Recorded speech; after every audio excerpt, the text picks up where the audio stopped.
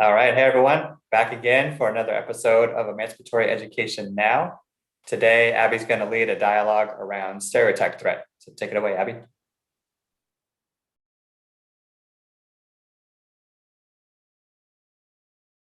Missed your opportunity, Brian, to say you're on mute. Hi, everyone. Today is April 30th, 2021. It has been a very heavy 2 weeks and an already exhausting time in history. The pandemic has certainly taken a toll. And this week, the Derek Chauvin trial came to a close, which has added more gravity to what is already a pivotal time in our country's justice system. And for many is a moment that is too long a time coming. So as we await the sentencing in this trial, we hope that this is a small measure of accountability and is a signal for what's to come. As a group, we would like to start off today's talk by saying the names of the folks of color who were killed by police in 2021, all before their 21st birthday. Adam Toledo. Anthony Thompson Jr. Dante Wright. Micaiah Bryant. And of course, those are not all the names, but we wanted to lift up some of the names. So thank you. So again, I'd like to welcome you all to another panel put on by the Emancipatory Education Now group. My name is Abby Almerido. I am a Filipino-American cisgender female in the Emancipatory School Leadership Program. And today I'm joined by some wonderful co-hosts. I am Isabel Hahs. I'm a Portuguese American cisgender female, and I am part of the single subject credential program at SJSU. Hi everyone, my name is Aminah Sheikh. I am a Pakistani American cisgender female, part of the Communicative Disorders and Sciences program here at San Jose State.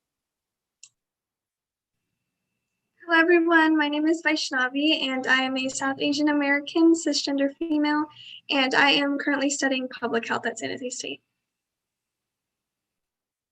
Thank you.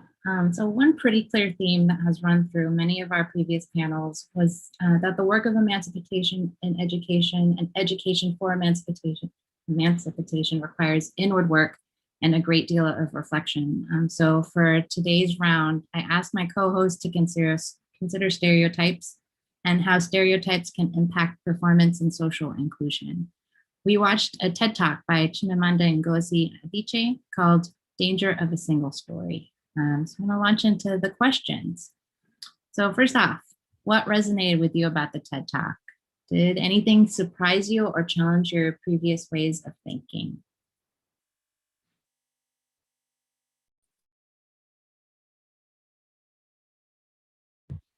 I really like the idea of being careful not to have a single story. I've seen this TED Talk several times before. And one thing that's always stuck out to me is that how important it is to have diversity of perspective. I think that when we turn to the education system, a lot of the things, and this is, in many ways been a running theme through a lot of the previous sessions we have had, is that there is a lack of diversity of perspective in the education system, in what we teach, in who is teaching it, and how we teach it.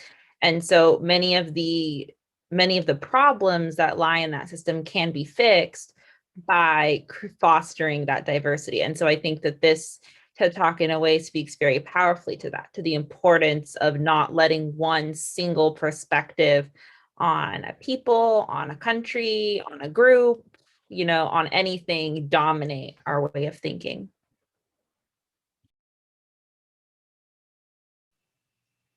I really like how you brought up the diversity of perspective. I was trying to find a way to put that in words, so diversity of perspective sounds great.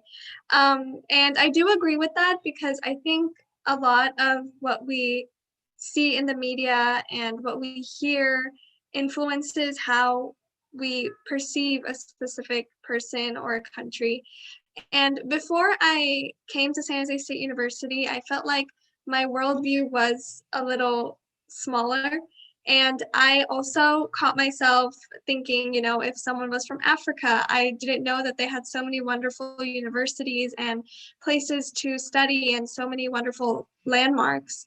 And I think just seeing, you know, pictures on CNN of people starving in Africa and seeing that just automatically makes us think that a person from Africa is probably suffering and they're living in poverty, they're not educated. And I also watched this TED Talk and I thought she put it so wonderfully. And I especially liked her example about her American roommate, of how the American roommate had this completely different perspective, the TED Talk speaker, about how, you know, she speaks English so well and how she knows about so many American literacies. So it really woke me up when I first saw that. And I was like, you know, even in day-to-day conversations, when we talk to somebody and someone says, you know, you speak English so well, there's so much, like, there's so many assumptions being made when you say that simple statement. And it's like, you know, when I first saw you, like, I thought you were from this country and I kind of assumed that you didn't know English. So I feel like even in day-to-day conversations, we have those single stories, and it's so important for us to catch up on those. I totally agree. I really like how you brought up, Vaishnavi, how like before you went to college, you had maybe a smaller worldview, because watching that, I was thinking that as well. Like sometimes I catch myself watching the news or like reading an article and really gathering my news and my media from just one source. And I noticed that they're only giving a single story and I'm only receiving one side of the story. And it really takes like an active effort on my part to remember, like, there are multiple perspectives, and we really need to work hard to make sure we're having, like Anna said, the term diversity of perspective. I think it's really important. And like you said, like we'll have conversations with people and they'll say maybe a small sentence or even like a single sentence that shows that they're only processing a single story. So this video, this TED Talk really, I think, challenged my ways of thinking and reminded me that when I go on social media and watch the news and even just meet new people, I have to have like a diversity of perspective and make sure I'm thinking like prospectively and not like from a single story. Yeah, thanks for sharing your initial reflections. I love how we spanned across, you know, thinking big picture around needing to really take on the stance that there are so many different perspectives in the world. And then also, Vaishnavi, your point around it happens every day and in everyday interactions. And, you know, we need to be pretty awake and vigilant towards questioning, and what I'm hearing fact, or is it something that is just a message that I hear over and over again that is accumulating to what is a single story and not always true? So I love that there's even within this conversation, the perspective has been varied. And I love you brought up the example that Adichie brought in about starving people in Africa. I remember my parents saying that at the kitchen table, you know, you better eat your food, there's starving people in Africa. And not once did I ever pause to say like, oh, well, you know, that statement actually says that a whole continent is in poverty. That doesn't make any sense at all. That's impossible and totally nonsensical, but I accepted it as fact because that was just what was said over and over again to me. So I'm really excited for this conversation because I think, you know, we have a lot to bring to the perspectives that you all bring are so different. So I'm interested to hear your story. But today we started sharing some of our layers of identity at the front end of this. As you consumed Adichie's talk on single stories, I wanted you also to think about the single stories about who you are and what was coming up for you. In considering the intersectionality of your race, your ethnicity, gender, age, sexuality, class, all of these different dimensions of differences. But I wanted to start it off. So I'm, as I said, Filipino. In the movies and in TV, what I've noticed over the last few decades is that Filipino characters are either a caretaker, they're a house cleaner, a maid, a janitor, and now a little bit more often a nurse. And so I think that definitely says a single story about what Filipinos can be. I don't know any Filipino teachers, even though I'm a teacher. And certainly my community has many different people doing many different jobs. So just interesting to understand how that came about.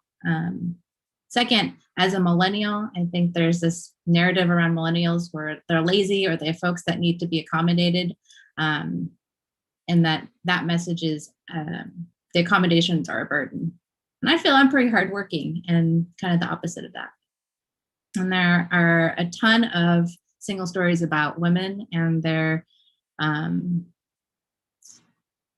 tendency to be too emotional. And my question is, what is too emotional? I think emotion should be okay and accepted and welcome in any environment. But I'm curious what came up for you when you saw that question about your identities.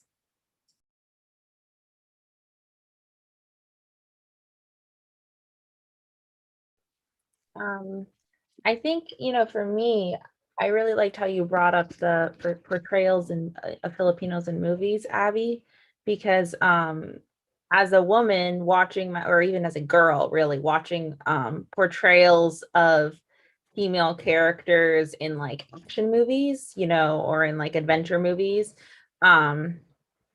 it's very interesting because I love a lot of those movies, but women, it's always like she can fight, she can do sort of traditionally masculine things, and that's what sort of makes her a strong character, or a woman. And it's hard sometimes for me to identify with those characters because I'm like I would consider myself like I'm a feminist. I would consider myself a strong woman, right? I'm not, but at the same time, I don't have those traditionally masculine qualities. I can't fight.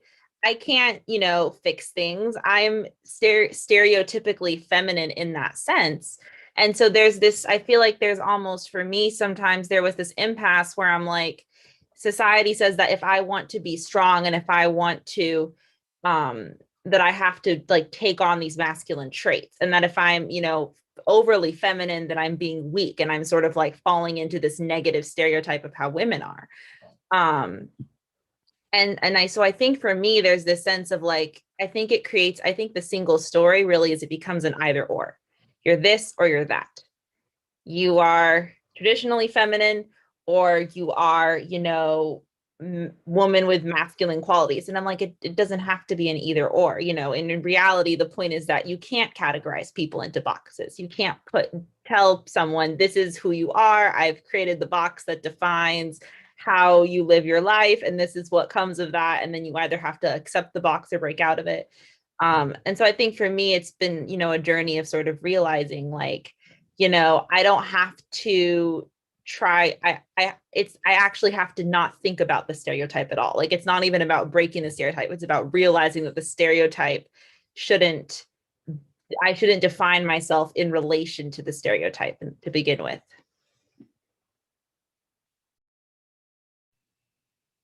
Thanks for sharing, Anna. Yeah, I feel like even, in the media, you made a really good point about how even though they do portray strong female characters in these movies, they do have those masculine characteristics. So it's like, are you really portraying a strong female, or are you like portraying a strong female that, someone that you think is strong because they have those masculine characteristics?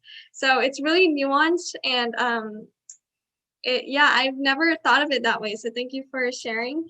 And I guess for me, the single stories that I think people might have about me as a South Asian female is that, first of all, because I am South Asian, a lot of people think that I have everything figured out. They think that my parents are super strict and that I'm going to be a doctor or an engineer, and those are the only pathways that I will take. And I've noticed this a lot in my high school as well. If, a South Asian complained about their grade, they would say, oh, I bet it's like a 99, like, or, I bet it's like a 90. Like, why are you being so worried about that? When actually that person might actually be going through some type of failure. And there are people out there that are saying their failure is small compared to someone else. So I definitely have noticed that.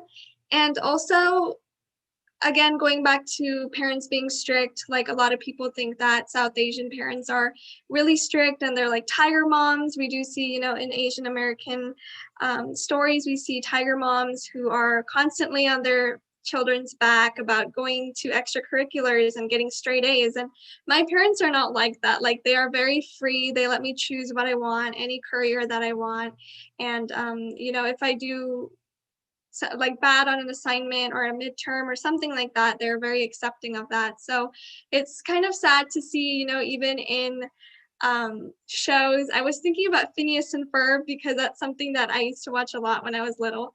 And they do have a character, Baljeet, in that. And he is really funny, but he did have, that part of him that was a nerd, and he was obsessed with, trying to get good grades and engineering and all that. I felt like, even in children's shows, like it's great that they have that diversity, but I feel like after watching that show, children will go back to school and think of another person that looks like Baljeet and think that, oh, like maybe you are also a nerd, or you are also obsessed, with like robotics and stuff like that. So yeah, it's been really interesting to kind of reflect on my own experiences and think, wow, like maybe people really had like these single stories about me and I just never knew. Or, I wonder how these shows and daily experiences affected how this person views me.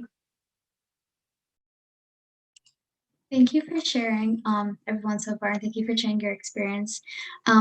I definitely can relate to that, Vaishnavi. Growing up South Asian, I felt I was also thinking that too. Like, you see on media and movies and shows that they're depicted a certain way, but like I have a similar experience. My parents are really accepting, and and they're not like what you see on those shows. And it's kind of sad to see, like, also grew up watching the same show, that those characters, like their main like personality and punchline in the show is that stereotype about them. And it's really hard to see, because when you go into school and you go into the real life, it's, people have that single story of that race or that.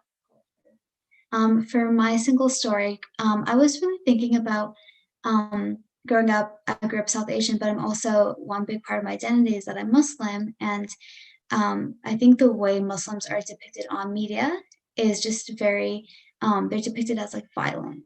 And I think we all know the history that goes behind that. But every time growing up, I would turn on the news or anything, it would always be like Muslims are violent and Muslims are terrorists. And that really affected me, because when I went out into school and like, out just into the world, like I would hear that people say that, and people would also ask like why are you violent, or why are like your people this way or that way. And it was just really like hard to hear people stick to that single story and refuse to get to know this large community of Muslims, who I know are not like that. So just like this TED Talk really got me thinking about that, because growing up different, you hear people just have that single story, and it's really frustrating. When I was a kid, I was really frustrated, because I was like, I know that Muslims are not like that, but the media and even shows and movies,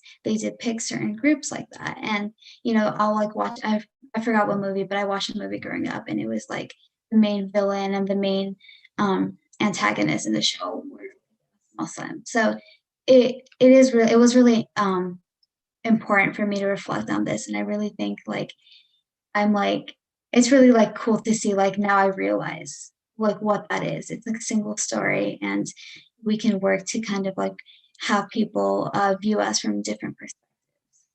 It was really interesting to kind of reflect and think about like growing up and seeing the single stories of like how I was reflected on the media. Yeah, all of you brought up such great examples and stories from your lives. So thank you.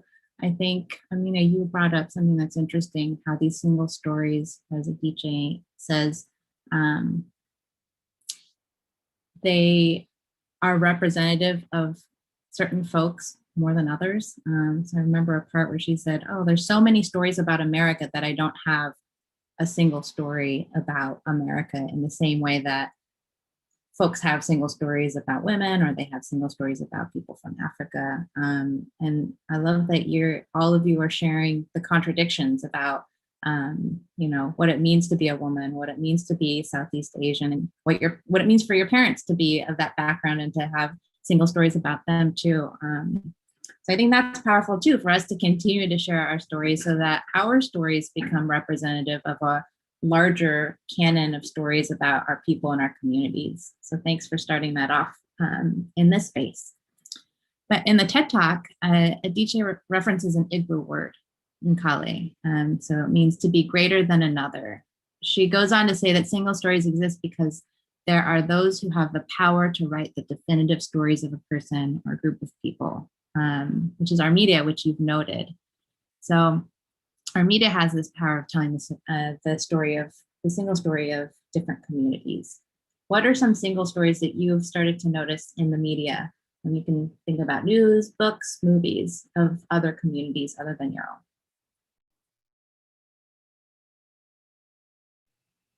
Yeah, this was actually a really interesting question. And I was kind of looking back at the movies that I watched.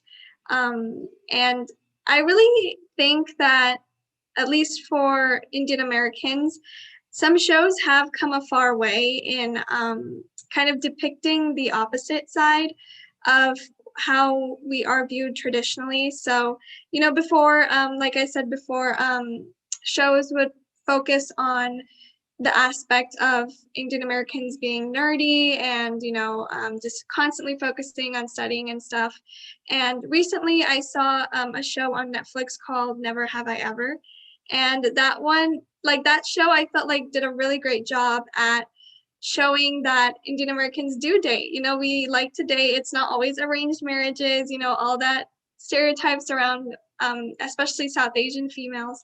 And that there's so much more to these individuals than, academics and being super competitive. We do like to hang out with friends. We like to socialize. So I think that there could still be some work done to have more shows like that and to have more characters in other movies be displayed that way. But I think I am happy that at least there are steps being taken towards providing that representation on media.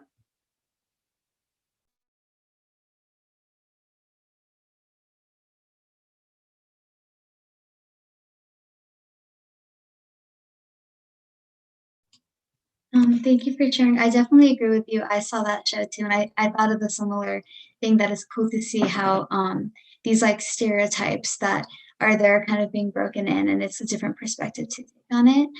I was thinking about this question, and I was thinking about how like people with power and like the media tell these single stories, and I think it's they're taking maybe like a Western perspective or a perspective of like that they have of the whole world. So it's all the stories they're telling about. So like different countries, different races that they don't have experiences with.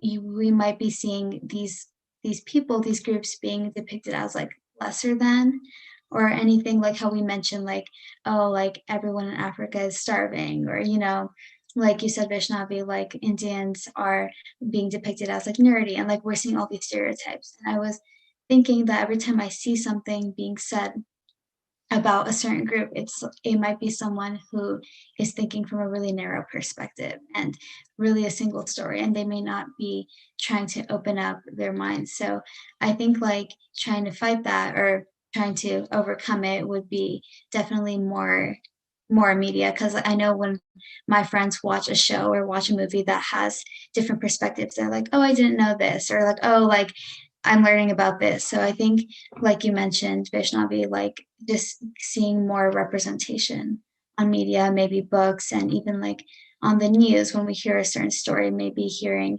a broader perspective than just like a single story would be a few steps in the right direction.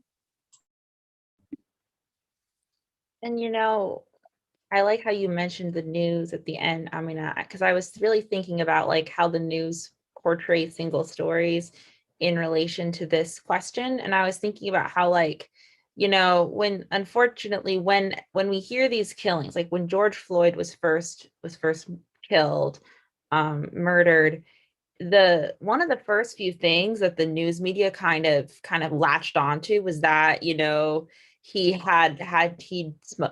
done drugs in his past, and they were like, oh, look at all of these sort of bad things that he's done. You know, he's done drugs, he had heart failure, this is what could have caused it, you know, oh, he had committed a petty crime.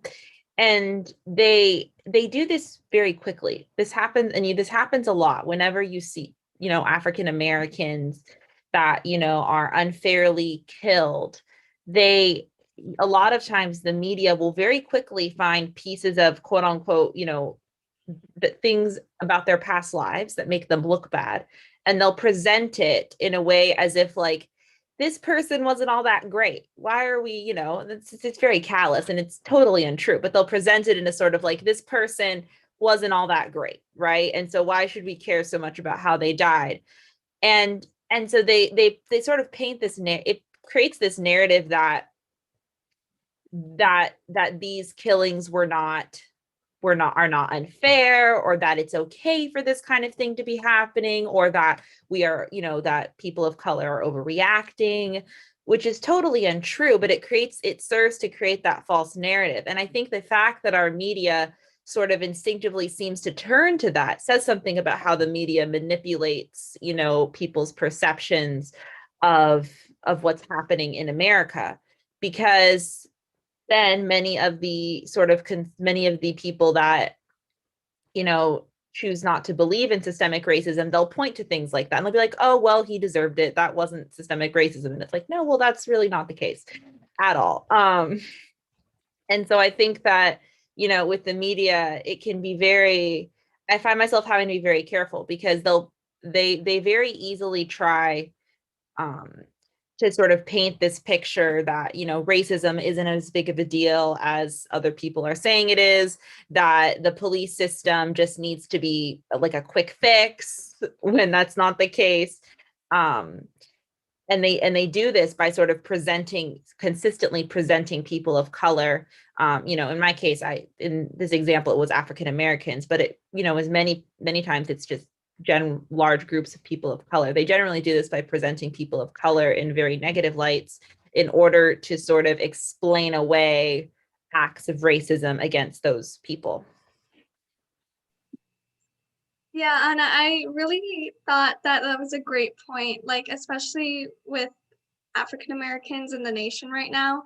You know, even if it's not on the media, even in real life, when someone is given a job application, they're basically asked if they have ever gone to jail or if they've ever been convicted of something. And we do know that African Americans are more likely to go to jail, and sometimes they're even more likely to be convicted of something that, you know, they're innocent. It wasn't them, and they're just wrongly convicted.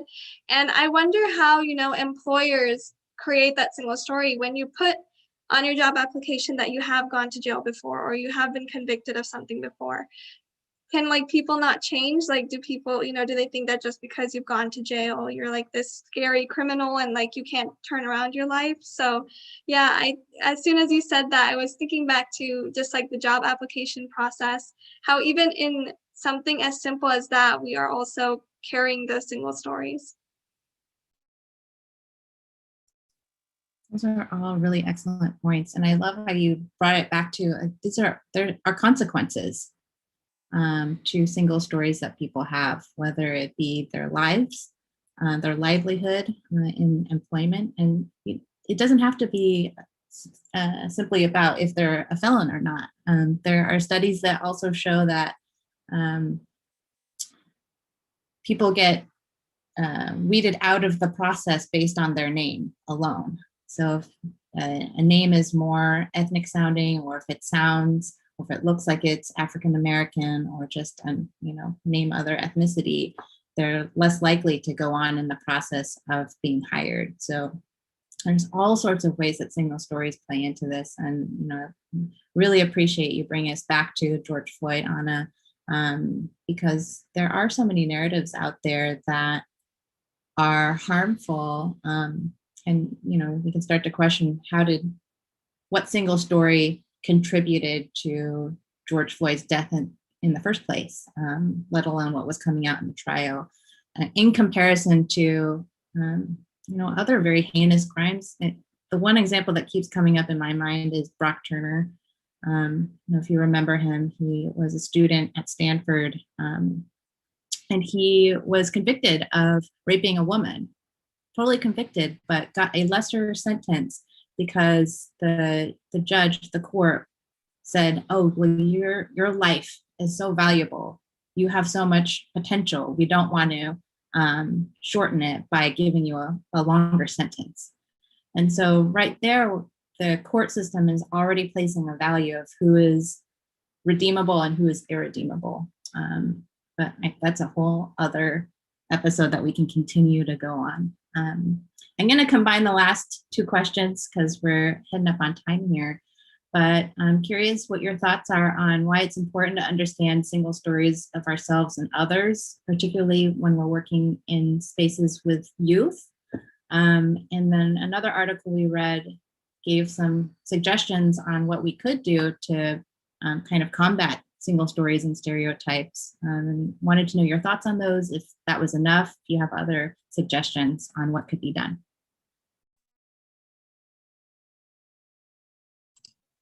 I think it's important to understand single stories for your in education, or for me, I want to be a speech therapist. If I'm working in a school or hospital, I think it's important to understand each individual person's single story, because you're learning their perspective and where they're from, and they like taking maybe a case history or maybe learning about the basics of someone, like their name, their age, is one thing, but really like taking the time to understand where they're coming from, whether it's your student, like their perspective, maybe what they're hearing from other kids. I'm sure like in elementary school, we've all heard stuff about one of our identities said by another student. So maybe like thinking like what they can be hearing, what they can be going through.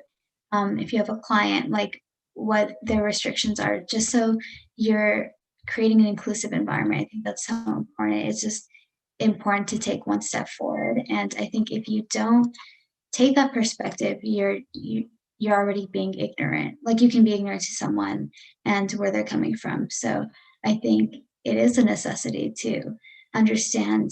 You might take a bit of extra time, but it is a necessity to understand you're going to be working with your students, their perspective, because it'll help create an inclusive environment for everyone.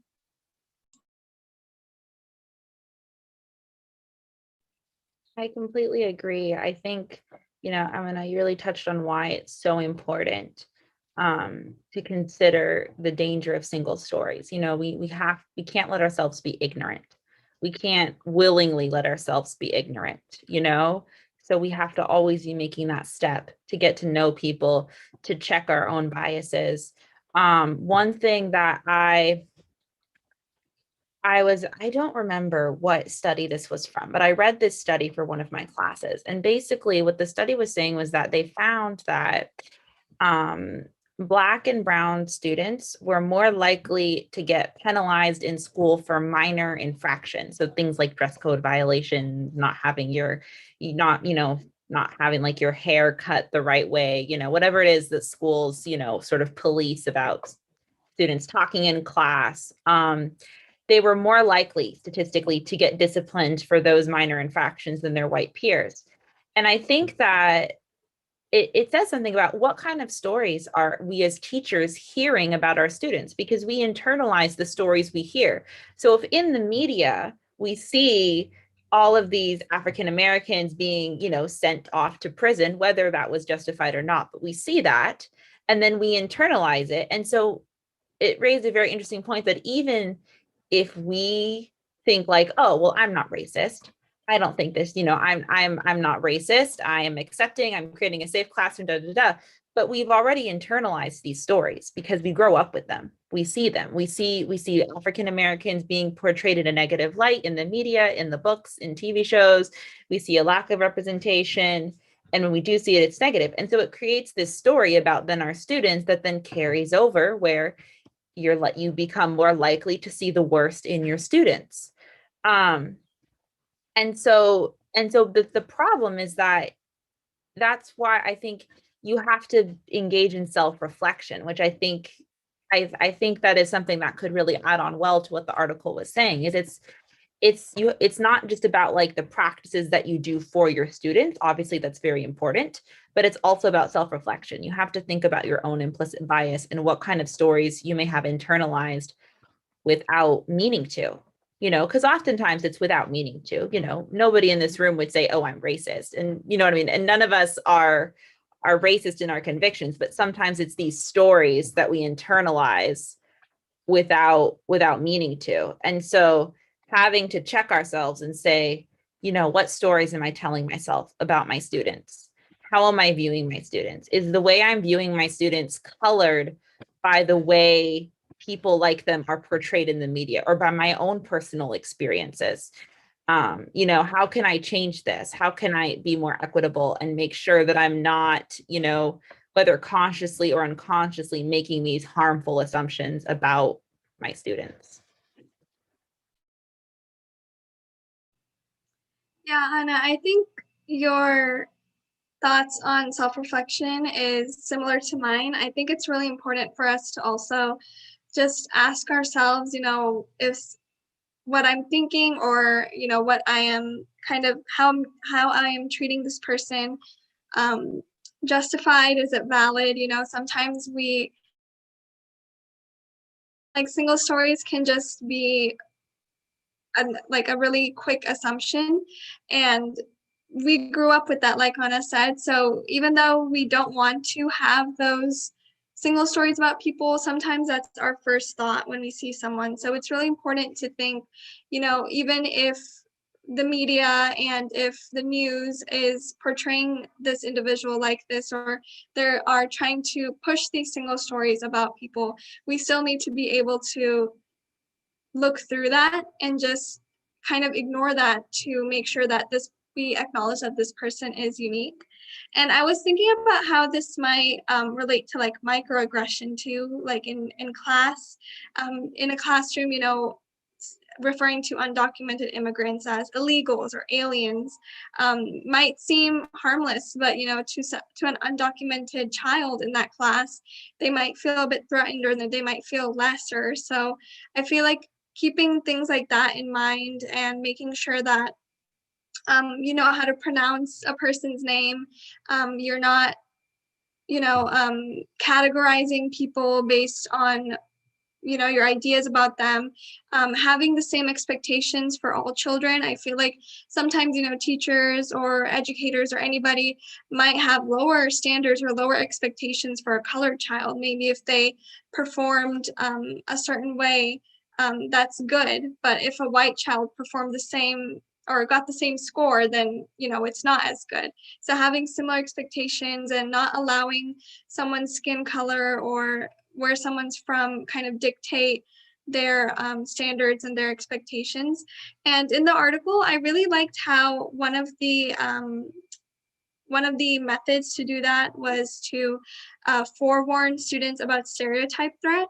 I think just allowing the students and children to kind of realize that even though they might face stereotypes in the future, either in the classroom or even when they go off to work themselves, it doesn't have to do anything with them. Just because someone has a certain stereotype doesn't mean that you're any lesser. It's best to just kind of let go of that anxiety that we sometimes experience when someone has a stereotype about us, and kind of just allow ourselves to think that I am capable. And, even though people might think this way about me, I know that I'll be able to accomplish what I want. Great thought to finish us off, Vaishnavi. I want to thank all of you for sharing your experiences, your insights, and your reflections this evening. I have such an appreciation for each of you as we've recorded these sessions with such thoughtfulness each time. To close out, I want to underscore what Adichie highlights toward the end of this TED Talk, that the problem with single stories is not that they are always untrue, but that they are incomplete. We are all walking around with incomplete stories in our minds about people we interact with regularly, personal and professional, and some communities of folks we are never in contact with. So my call to action is this. How are you purposefully providing opportunities for those you influence and who influence you to give you a more complete story of who they are? Additionally, how are you making connections with communities who don't represent the different groups you belong to? Let's all build bridges across differences, one story at a time. Thanks, everyone.